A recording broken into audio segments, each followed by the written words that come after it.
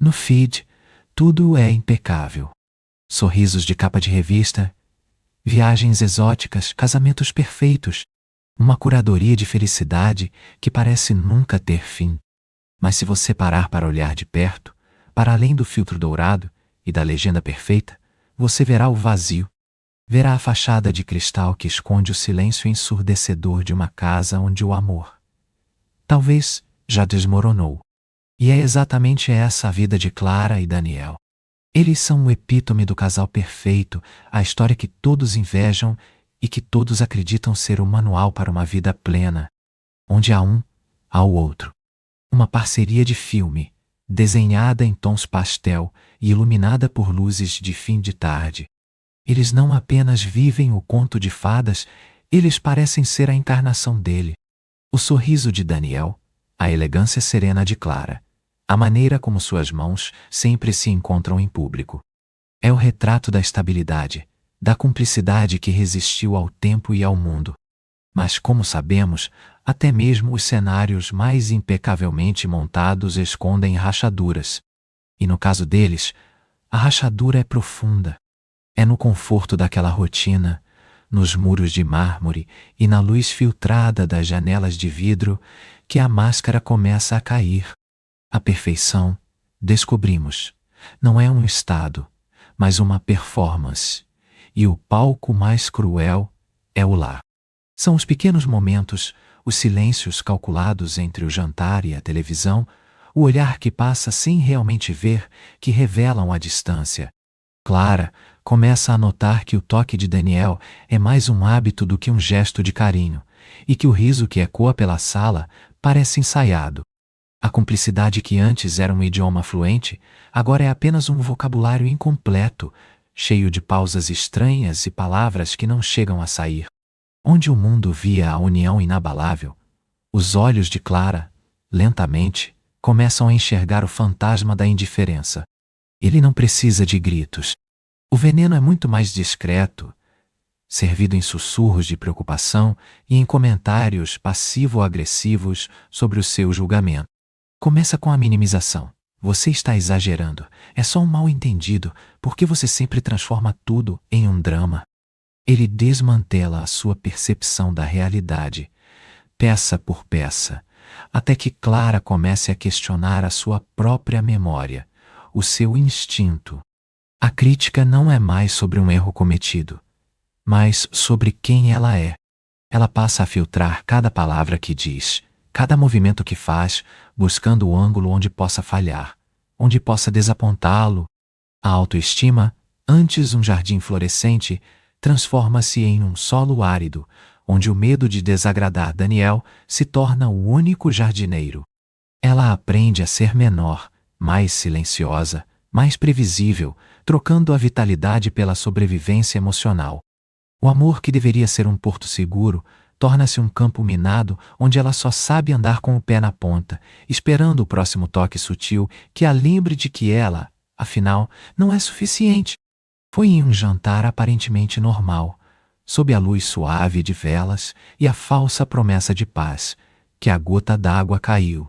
Não foi um grito, nem uma acusação explosiva. Foi um comentário casual sobre uma antiga amiga, uma piada de mau gosto que tocou em um nervo exposto. Um detalhe que Daniel mencionou sem pensar, mas que a atingiu com a força de um raio. Foi a prova silenciosa e irrefutável de que ele não havia, que ela não existia no quadro perfeito que ele pintava para o mundo. O filtro que ela usava há meses, aquele mecanismo de autossabotagem, finalmente falhou. O ar rarefeito de sua submissão foi substituído por um pânico gelado, e em meio àquele silêncio pesado, ela não apenas entendeu a traição, mas percebeu que a traição não era apenas um ato, mas um padrão.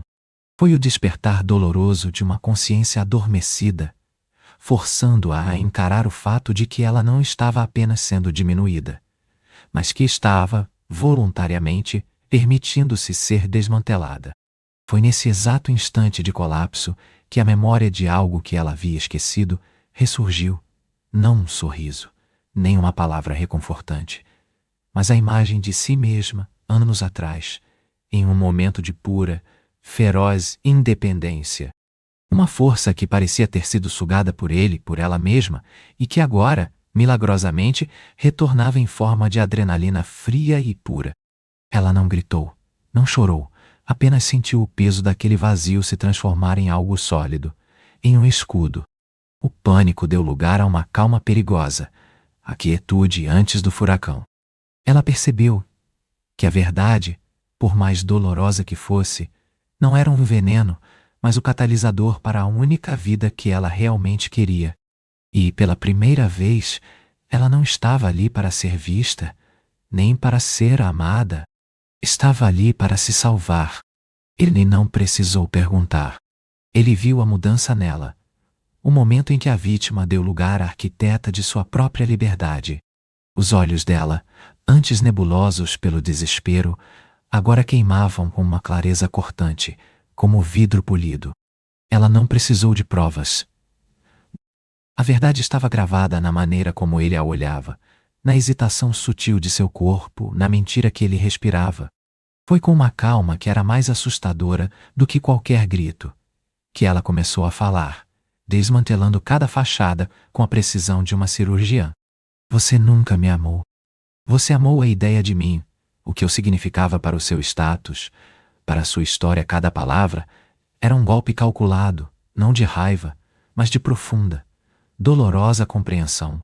Ele tentou intervir, o pânico voltando aos seus gestos, mas ela o ignorou, mantendo o foco nele, até que a própria voz dele se tornou um ruído irrelevante no turbilhão da sua nova existência.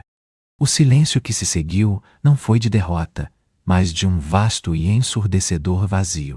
Foi o espaço onde a ilusão finalmente se desfez. Ela não olhou mais para ele. Seus olhos, que antes brilhavam com a força da acusação, agora carregavam a melancolia serena de quem acaba de atravessar um deserto e encontrar o oásis. Ela virou as costas, não em um ato de vingança histérica, mas de quem simplesmente se move em direção à própria vida. E foi nesse caminhar, sob a luz fria de uma verdade incontestável, que ela começou o seu mais difícil e mais sublime processo, o de se reencontrar. Ela aprendeu que a força não estava em ser amada, mas em ser dona de si mesma. Que a verdadeira liberdade não era um lugar, mas um estado de espírito, um lugar onde o amor era um presente, nunca uma obrigação, e onde a única pessoa que precisava ser salva era ela própria.